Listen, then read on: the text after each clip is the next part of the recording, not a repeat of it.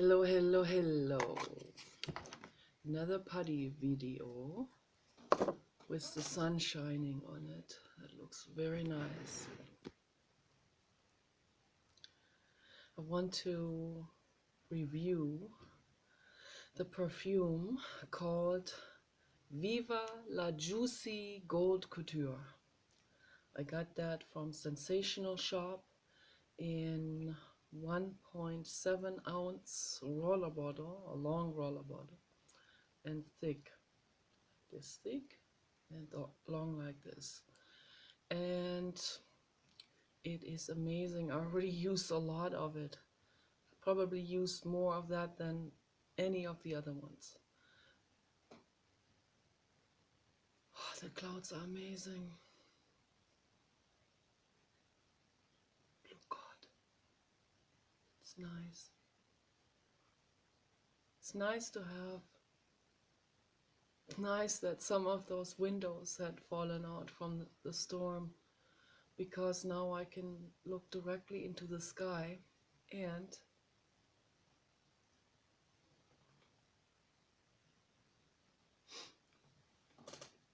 feel like sneezing, but it went away. So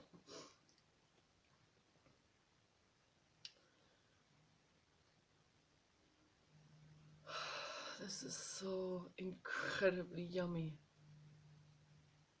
and delicious, this perfume. It's one of the absolute best in the world. It really is. One of the best. Whoever made that, they know what they're doing.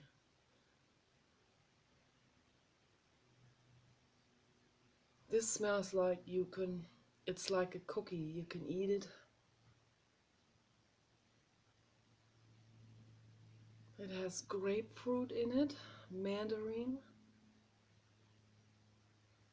It's a nice combination, grapefruit and mandarin. It's very complementary. Has tons and tons of flowers in it. Smells a little bit similar to the flower bomb that I talked about yesterday.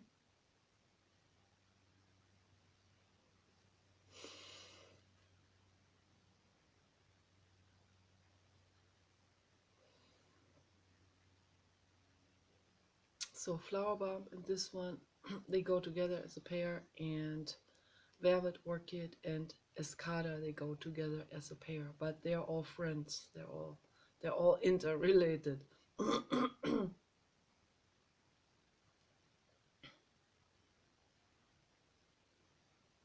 Lots of flowers in it, of course, and it has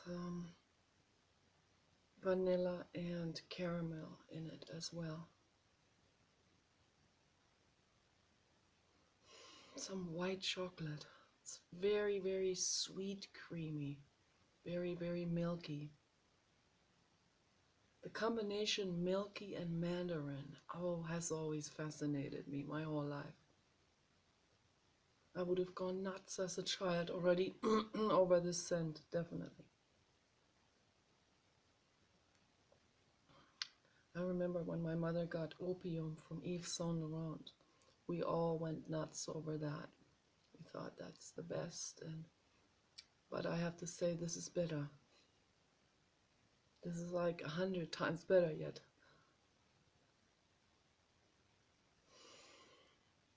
Opium, it's a little bit dominatrix, sort of. It's a little dominating. It's a little bit like it demands respect or something, like comes into the room and it takes over. This one doesn't. This one's just like a mandarin pie. That's what it smells like. A delicious mandarin pie with grapefruit also.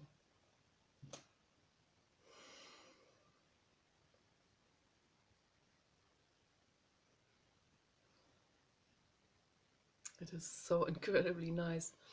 When I heard the reviews about it, particularly Jeremy is a lover of this perfume. That's his, the love of his life is that, is this perfume. Kind of like, you know, in the in the novel The Perfume. I forgot the name of the writer. I read the book The Perfume long time ago. That was, when was that? That was in the mid 80s when the person, I think a French writer, he came up with this novel.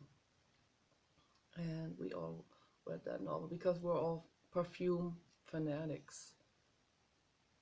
And I didn't like the story at all. I didn't like it. I don't like it. I saw some of the movie clips.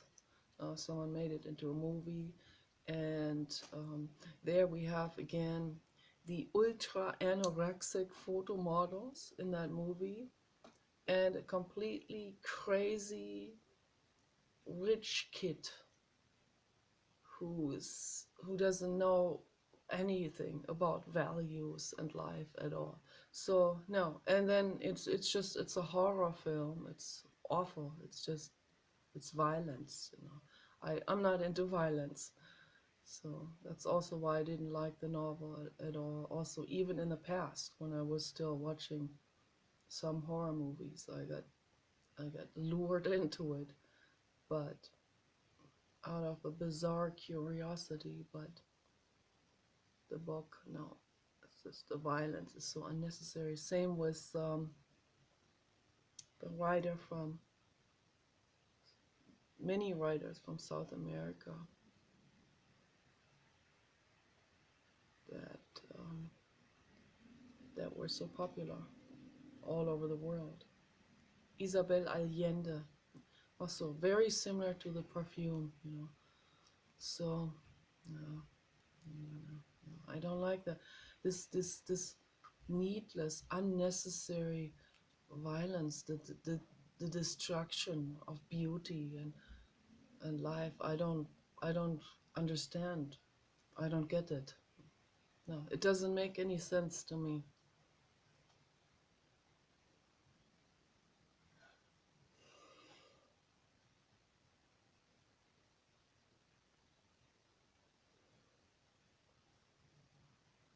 My mother has been into violent novels quite a bit in her life, and I wonder why. What leads her to be into violent novels?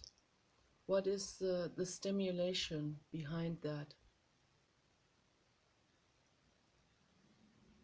Why is that exciting? Does it take, maybe it's like Bert and Ernie in Sesame Street. You know, Bert can't sleep because the water is dripping, the faucet is dripping, and Ernie turns the vacuum cleaner on and says, now you don't hear the water dripping anymore. It's kind of like that, you know, the overkill sort of attempt. You know? Sort of like when you go to a psychiatrist, I'm depressed. Here, take this toxic bomb, not the flower bomb. If he gave the flower bomb, no, then we're really talking, you know, we're talking healing. But no, the psychiatrist gives a toxic bomb.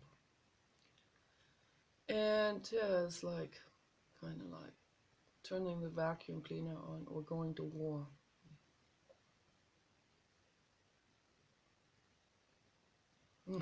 Vacuum cleaners are good. So, but not at night when you're trying to sleep. So I'm trying to use this as a metaphor, as a symbolic, to, in order to make a point, to get something across.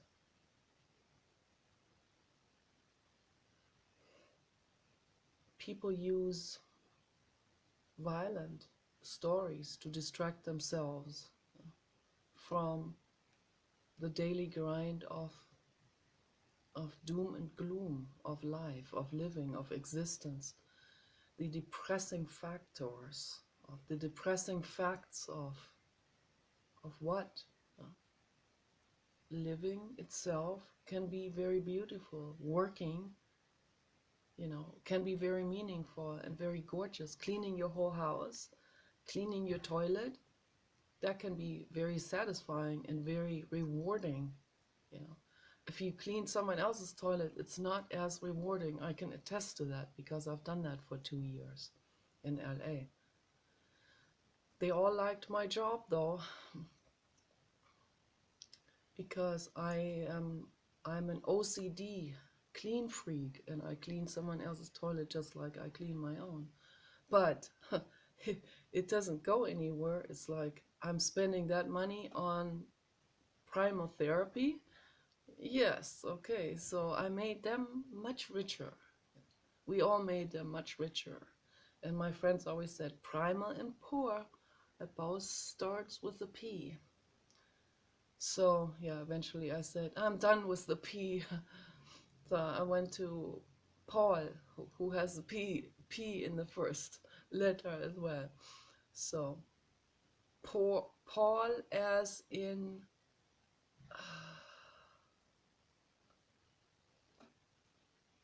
think about a word that starts with P that is positive. Positive. Okay, there you go. Paul as in a positive alternative to primal therapy. Okay, and then he gave me Tony Robbins, and so I had to heal myself from primal therapy, basically.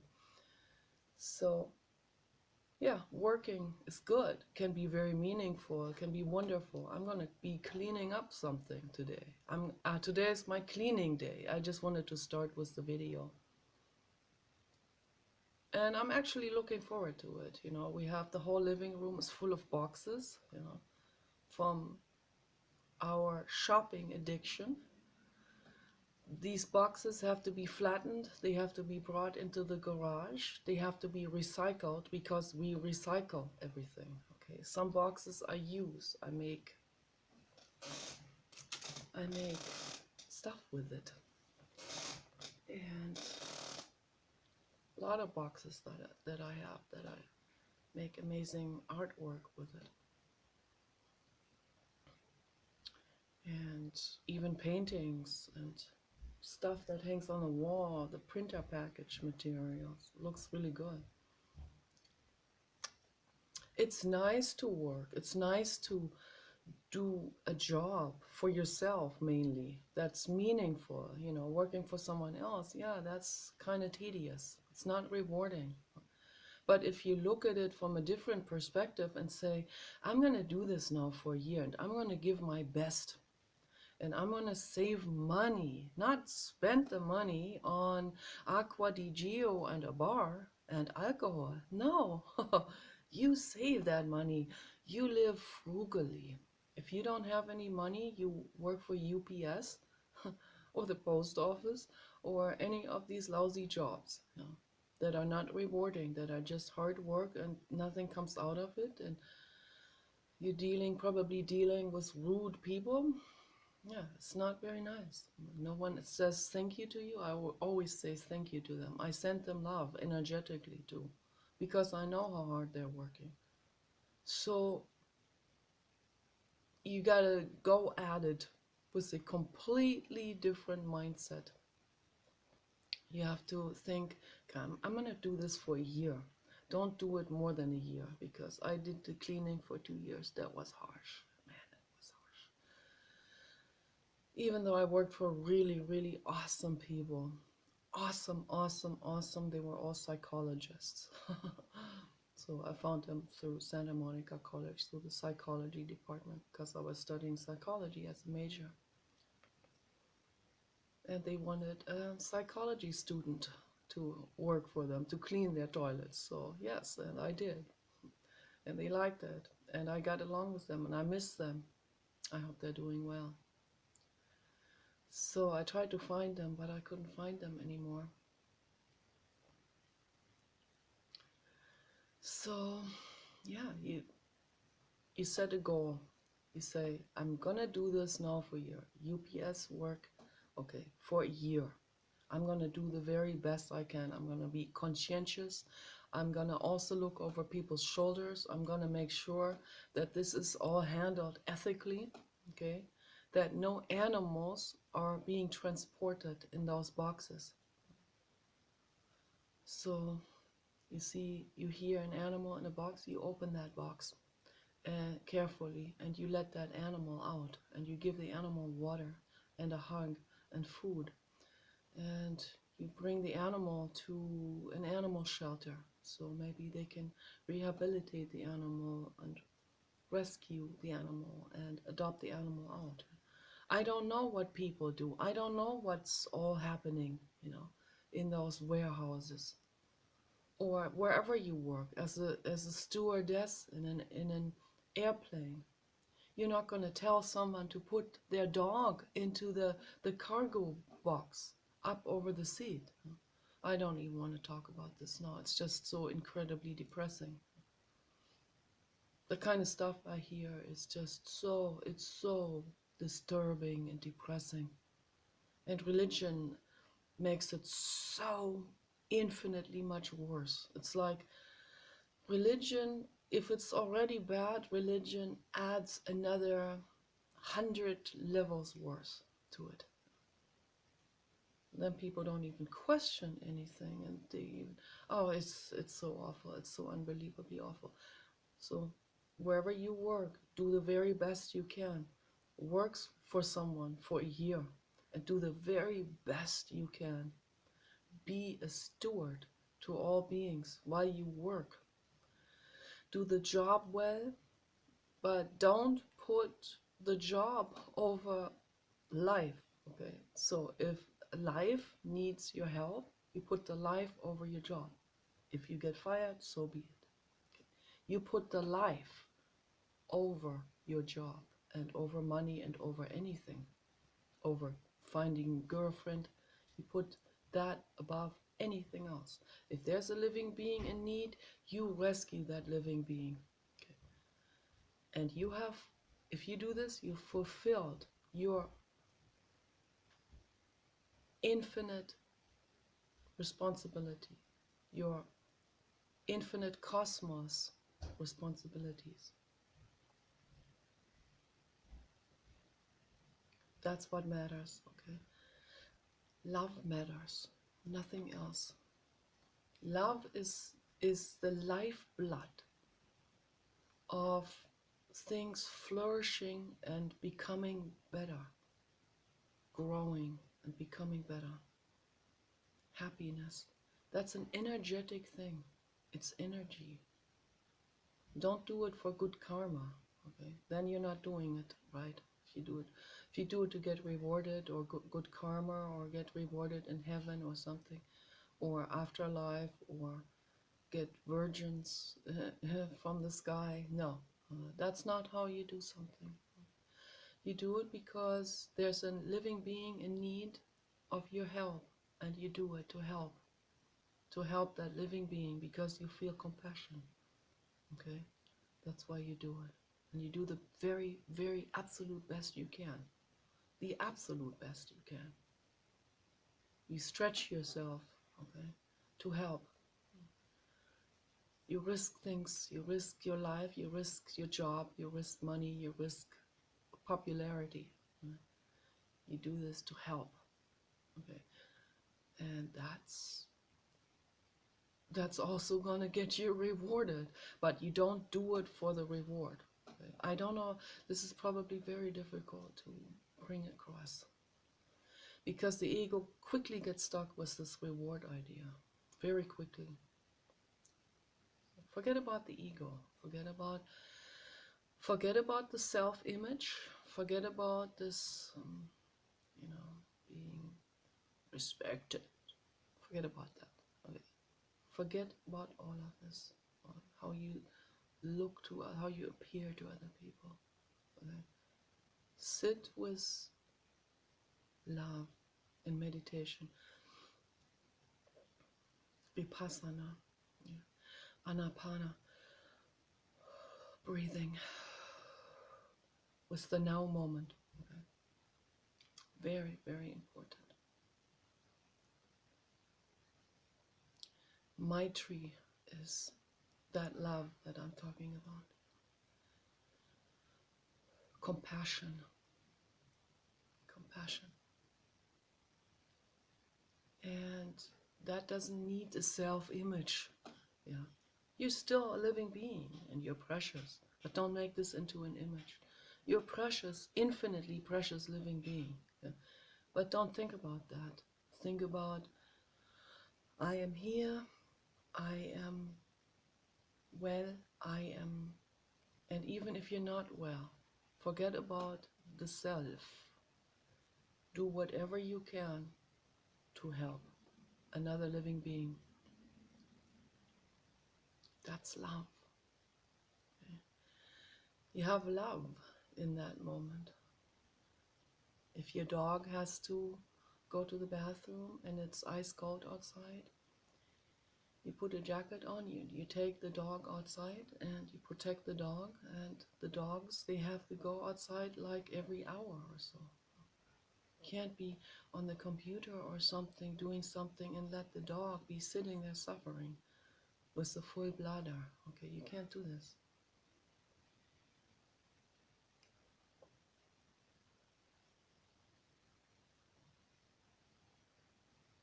This perfume is pure love. It engulfs you in a feeling of being loved. You can meditate with this, and then you realize I can give love too, you know.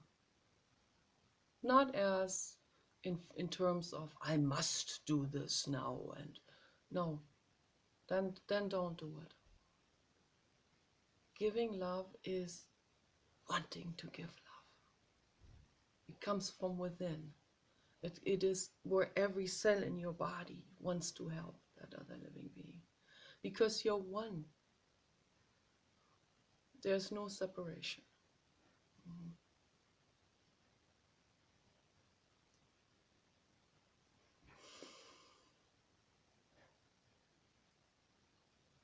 If everyone could meditate on that, if the whole world could meditate on this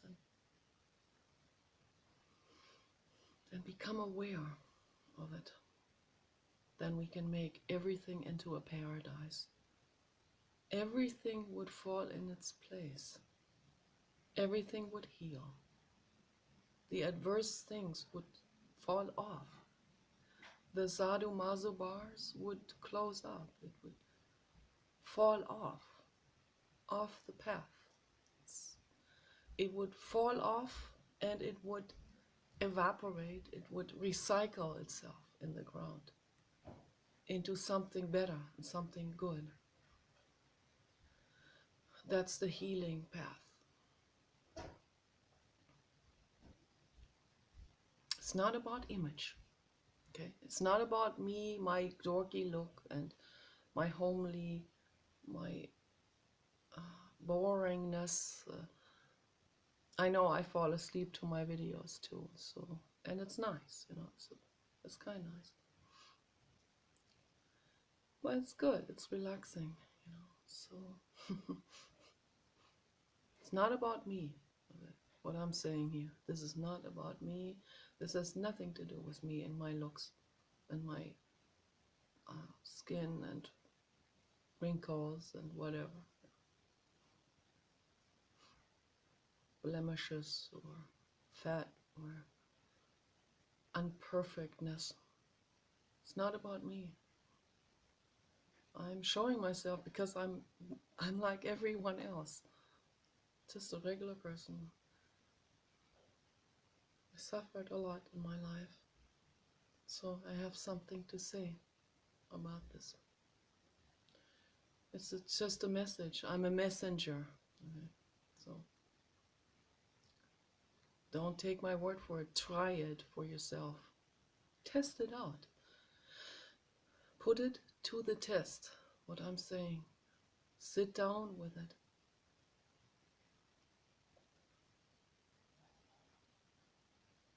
Quit the alcohol immediately. Immediately. For good.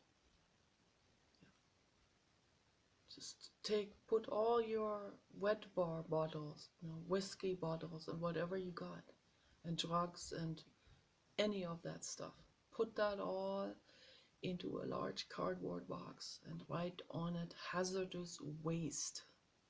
Put everything in it, old computers, toxic medication, pesticides, motor oil, whatever you got that is really, really, really bad. Put that all into the box, hazardous waste. And you bring this to the next hazardous waste disposal site, wherever you're living. You find out where it is on the internet, hazardous waste disposal site, and you put your town in it, community, and it will show you. And that's where you're gonna take this. And you're never gonna look back. Never look back. And if you're a drug addict and the drug dealer calls you up or text message, you block that person. You block every phone number of people that are pulling you into the gutter. Okay? You never go to those bars again, to those places, to those people. You quit all of that.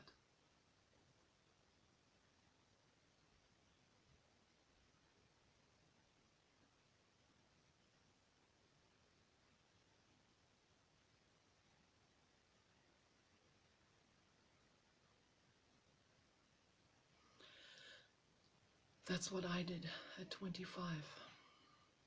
You can do it at any age. You could be 100 and still do it. It will never be too late. Yeah. Quit it and never look back.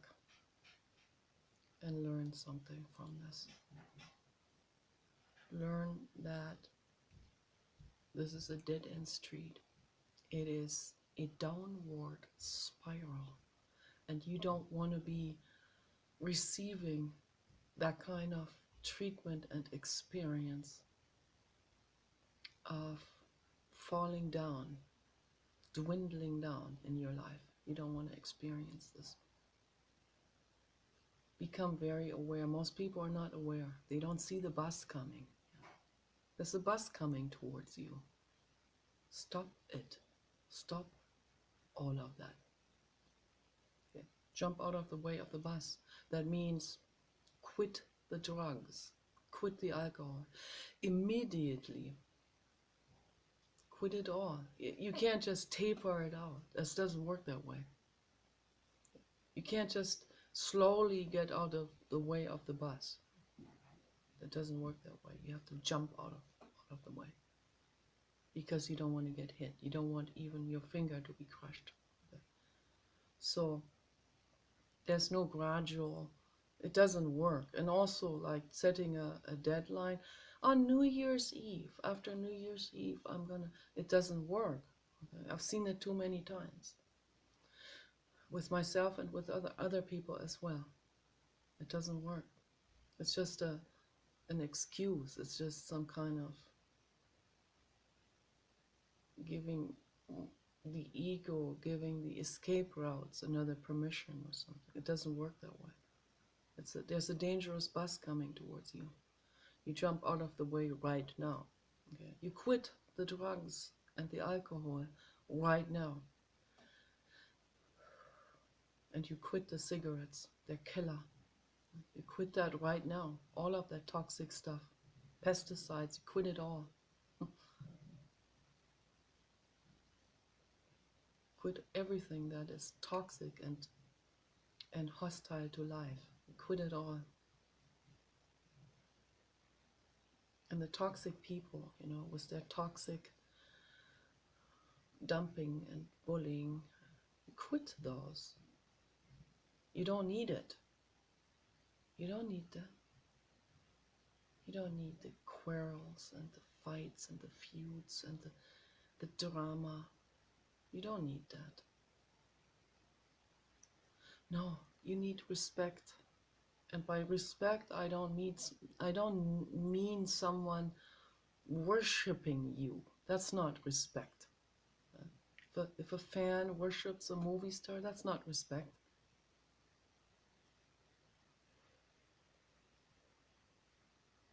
Respect is kindness.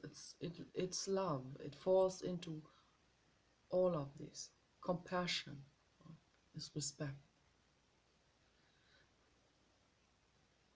When you have a brother or sister and these people are on drugs and drinking,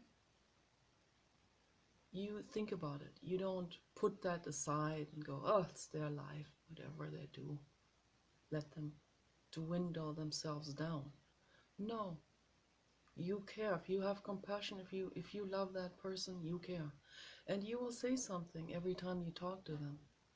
Not in a way of, oh, I'm going to give you an ultimatum, or you bad person, or you, that's awful of you. No, that's not how you do it. They're already feeling bad about themselves. Don't make it worse. The way you do it is, you say, there's a bus coming towards you, and I care about you, and I love you. Jump out of the way of the bus.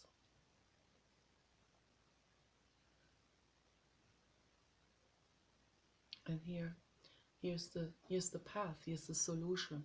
I give that to you, the solution. Take it and try it out. Give it a try.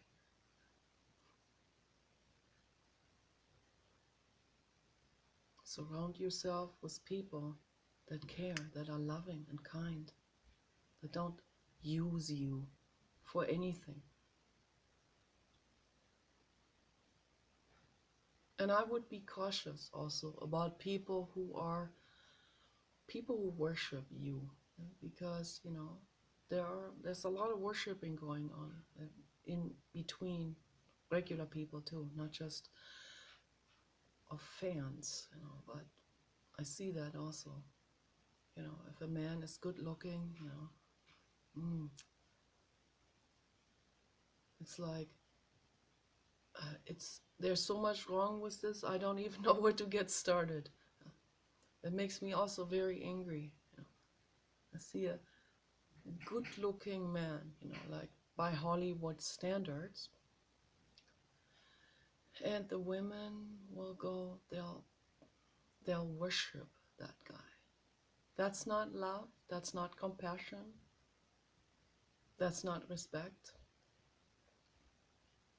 And the guy who takes that adoration is not doing good for himself by taking that. It's not good. No, you need to be real with those people, with those women.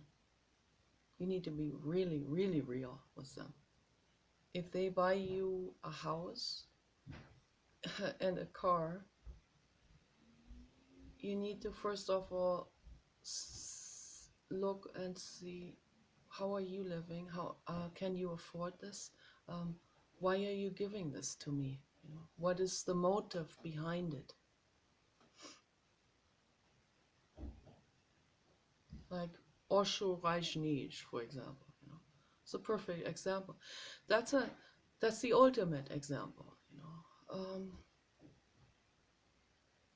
someone who studied mindfulness, meditation, all of this very, very deeply, but he did not understand the core of all of this. He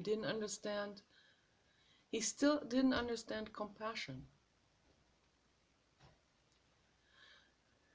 He uses this as a technique, basically, all of this, the mindfulness and all. So he never got to understand this.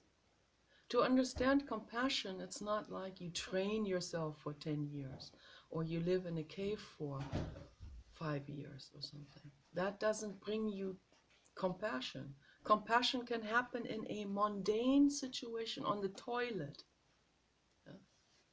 It can happen anywhere. You can sit on your desk and suddenly it dawns on you, oh my goodness, that's what compassion is. The little boy reading his poetry books to dogs and cats in the kennel of the animal shelter. That's love. That's love. Sorry about my anger and all of this.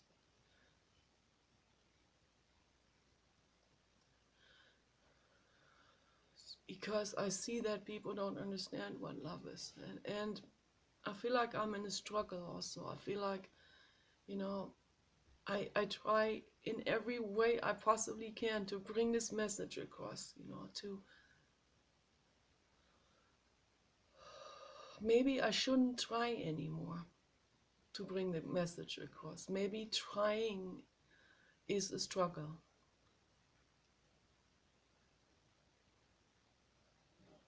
David Foster Wallace, he was better at that, much better. I can sense irritation in him, I can sense anger, and I can sense some impatience in him too. And yes, it does come out in a bit of a sarcastic tone and form of the examples that he's using.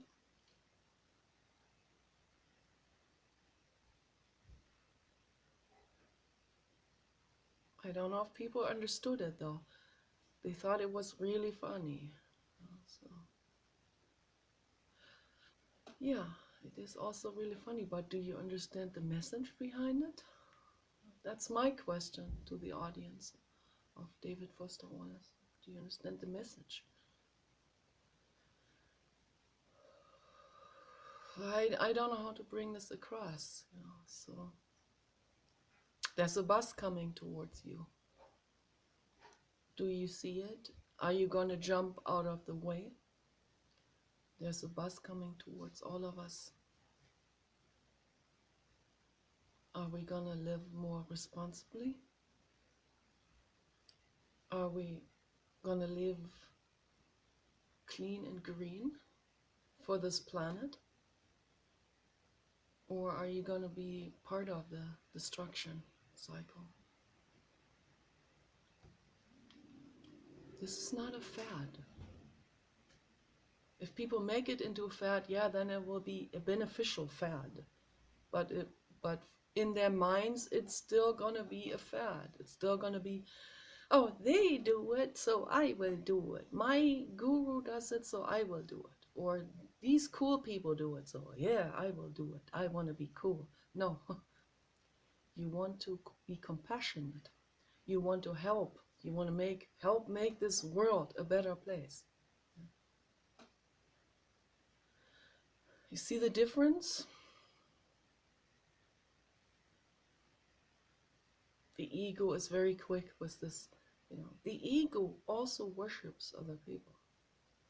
This is the ego also uses that route. The ego uses all kinds of routes. All kinds of incredible routes. Some routes are so twisted. And you wonder, why would the ego do that to itself? But it's all to escape the emotional pain that's underneath. It's all to escape from the actuality, from the truth. The truth of, oh, I was molested as a child. The truth of, oh, my mother stepped with her high heels on my little hands. Oh, my mother didn't see me. Too busy with her self-image. Just using this as an example. I've seen all of this already.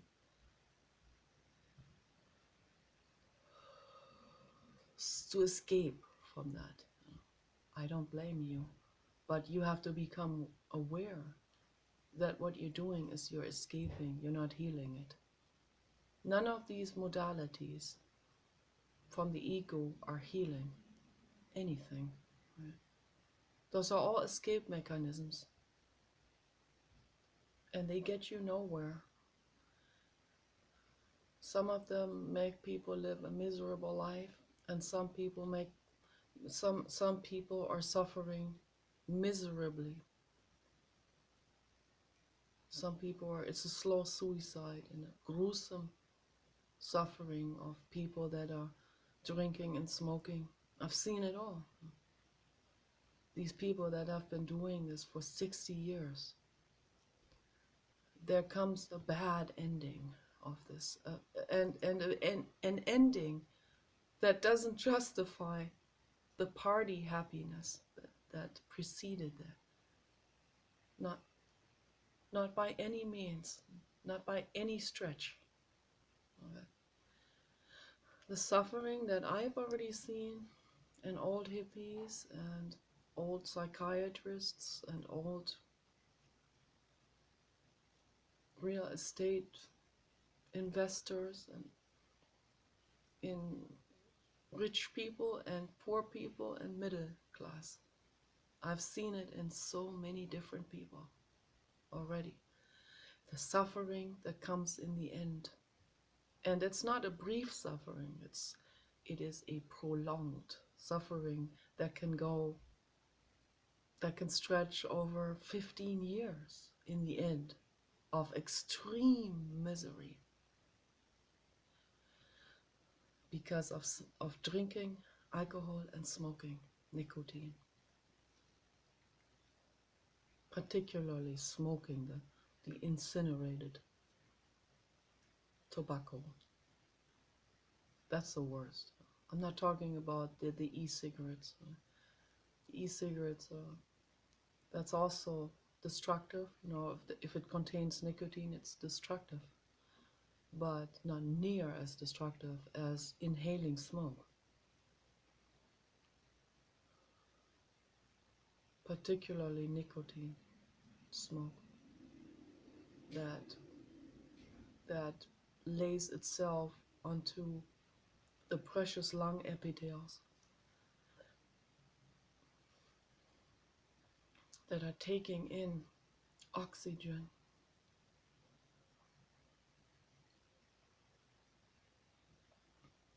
and that are converting the oxygen, bringing the oxygen molecules into the capillaries, the tiny little hair-like blood vessels that will then carry that oxygen to your organs and brain. We cannot have that clogged up. If you clog that up, you can't even think clearly anymore. You don't want to clog up anything in your body. You need to have that clear, also free from animal products. Animal products clog stuff up too. It's very, very detrimental.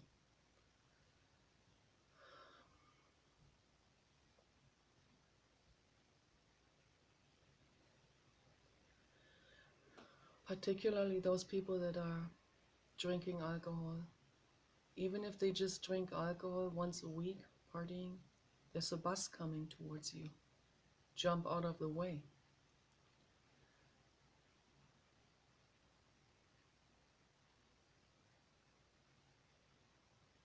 Or people who are hurting other living beings. There are people that do all kinds of things as an escape mechanism so that they don't have to feel their own miserableness, their own, the bleakness and loneliness of the inner child from the trauma from the past. They do all kinds of things to escape from that. Horror movies, inflicting pain on others, sadomaso, clubbing,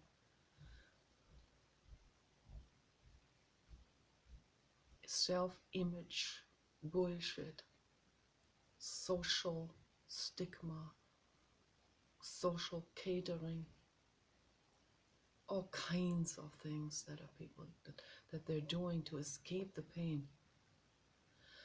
Become aware about it. Religion is another escape mechanism. It's just to not feel the pain from the past.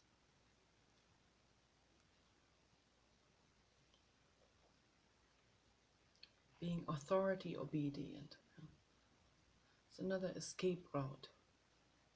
That's not being responsible, to be blindly obeying a law or a religion or a command from someone else.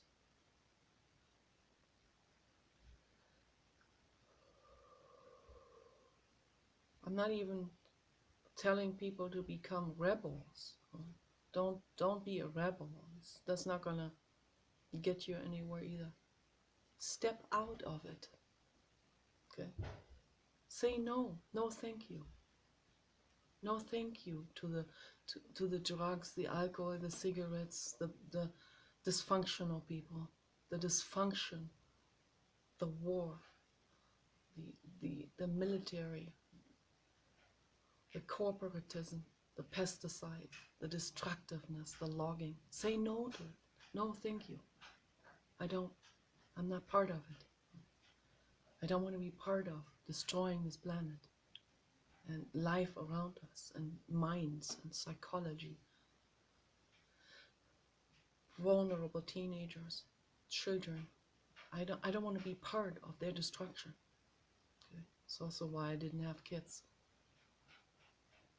I'm not going to contribute to more suffering. What's the point? There's no point in this at all. It's just some physical, sexual, reproductive need. There's nothing wrong with that reproductive need, but don't carry that out literally. Don't carry that child out. Don't get pregnant in the first place. So yeah, it's not necessary. You can prevent that from happening.